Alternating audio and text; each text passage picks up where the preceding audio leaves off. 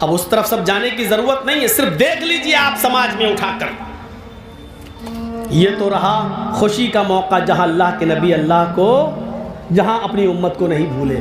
آئیے دکھ اور درد اور غم میں پہچانا جاتا کون میرا ساتھ دیتا ہے.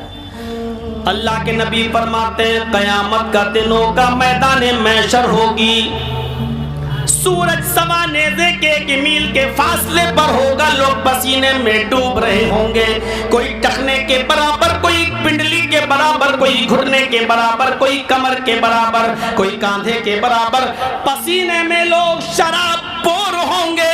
سارے لوگ نبیوں کے رسولوں کے پاس جائیں گے کہ اللہ سے ہماری سفارش کر دیجئے، لیکن اللہ سارے نبی منع کر دیں گے. تب لوگ لاسٹ میں جناب محمد رسول اللہ کے پاس آئیں گے، فرمائیں گے ہمارے ساتھ ایسا ایسا معاملہ ہے، ہمارے لیے سفارش کیجئے، ہمارے لیے اللہ سے شفاعت فرمائیے.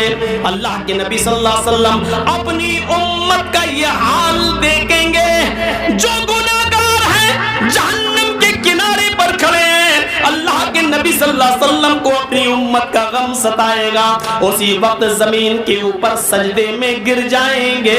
اللہ کے نبی فرماتے ہیں میں جتنا لمبا سجدہ اللہ چاہے گا اتنا لمبا سجدہ میں کروں گا، اور اللہ کی جتنی بھی حمد و ثنا ابھی مجھے معلوم نہیں، اللہ جو کروائے گا اس دن میں کروں گا. اور پھر آرڈر ہوگا، اللہ کی طرف سے حکم آئے گا ارفع رأسک یا محمد، اے محمد بس بہت حمد و ثنا و تعریف بیان کر چکے ہو، اپنا سر اٹھاؤ، بہت لمبا سجدہ کر چکے ہو، اب اپنا سر اٹھاؤ. اللہ کے نبی کہتے ہیں میں اپنا سر اٹھاؤں گا. سل، پھر اللہ کہے گا مانگو، کیا مانگتے ہو مانگو. تو جو مانگو گے تمہیں دیا جائے گا. اللہ وعدہ کرے گا اے نبی مانگو، کیا مانگتے ہو، جو مانگو گے دیا جائے گا. تب اللہ کے نبی اس موقع پر کیا کہیں گے؟ اللہم امتی، اللہم امتی، اللہ میری امت پریشان ہے، اللہ میری امت دکھ اور درد کی گھڑی میں، غم کی گھڑی میں اپنی بدعمالیوں کی وجہ سے جہنم کے کنارے کھڑی ہے. اے اللہ میری امت کو بخش دے، اللہ میری امت کو بخش دے. اللہ کے نبی سفارش کریں گے، اللہ رب العالمین نبی اکرم کی سفارش کو قبول کرے گا اور جتنے لوگوں کو چاہے گا، نبی اکرم جتنوں کو چاہیں گے اتنوں کو بخشوا لیں، یہ نہیں ہے. نبی صرف یہ کہیں گے اللہ میری امت، اور اللہ جتنوں کو چاہے گا، جتنے اللہ کی مرضی پر ڈیپینڈ ہے، اللہ ان میں سے جتنے لوگوں کو چاہے گا اتنے لوگوں کو بخش دے گا، ان کی یعنی نبی اکرم کی سفارش کو قبول فرمائے گا.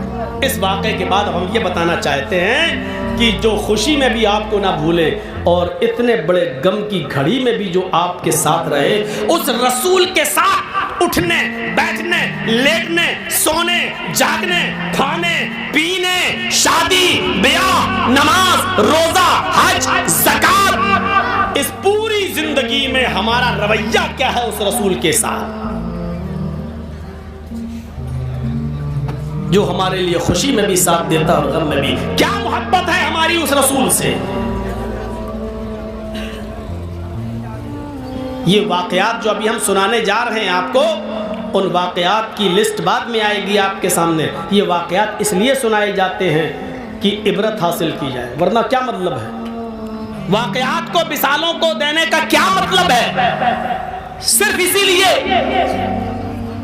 کسی کے سامنے پورا قرآن پڑھ کے رکھ دو، وہ سن لیتا ہے. اور دیکھ لیجئے رمضان کے مہینے میں بہت سی مسجدوں میں ایک دن میں ہی پورا قرآن ختم کر دیا جاتا ہے، لیکن کوئی فرق پڑتا ہے؟ نہیں پڑتا. اور کسی کی زندگی میں صرف قرآن کی ایک ہی آیت پیش کی جائے، وہ اس پر ہی غور کرتا ہے اور اس کی پوری زندگی بدل جاتی ہے. صرف ایک واقعہ انسان کی پوری زندگی کو بدل دیتا ہے، صرف ایک واقعہ. اور آپ نے نام سنا ہوگا حمید الدین ابو الحاکم، جن کے باپ کا نام تھا بہاؤالدین، جو کیچ اور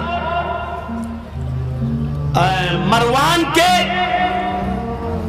بہت بڑے حکمراں گزرے ہیں، بہت بڑا حاکم گزرا ہے بہاؤالدین.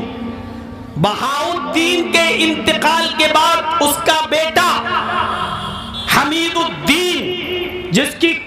ابو الحاکم تھی جس کو ابو الحاکم کے نام سے بلایا جاتا تھا، ابو الحاکم کو خلیفہ یا بادشاہ بنایا گیا، حکمراں بنایا گیا۔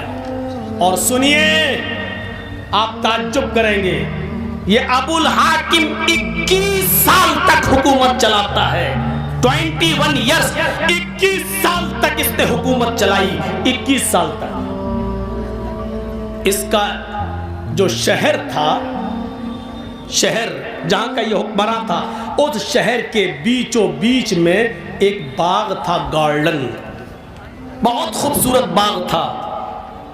اس باغ کی دیکھ ریکھ کرنے کے لیے یہ ایک لونڈی رکھے ہوئے تھا، ایک خادمہ کو رکھے ہوئے تھا۔ لونڈی جب میں بولوں تو خادمہ، ایک خادمہ، ایک لونڈی رکھے ہوئے تھا جو اس میں پانی دیتی تھی۔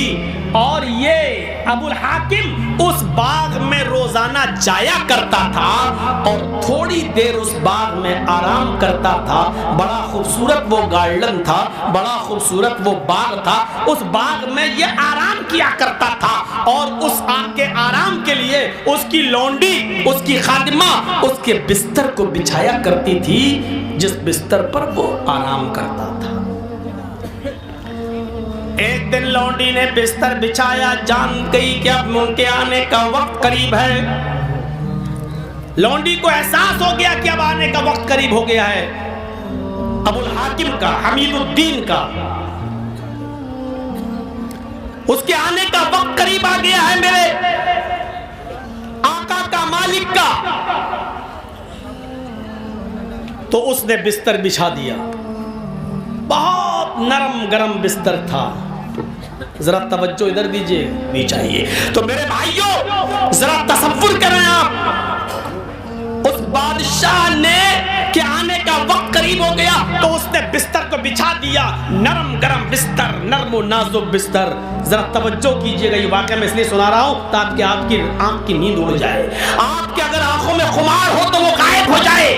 صرف ایک واقعے نے اس 21 سال کے حکمراں کی زندگی بدل دی۔ بڑے ناز و نخلوں میں پلا ہوا، جس کو باپ کی وراثت مل گئی اور 21 سال سے جو حکومت کر رہا تھا، اس کے باپ میں رہنے والی ایک نوکرانی، ایک لونڈی، ایک خادمہ نے بستر بچھا دیا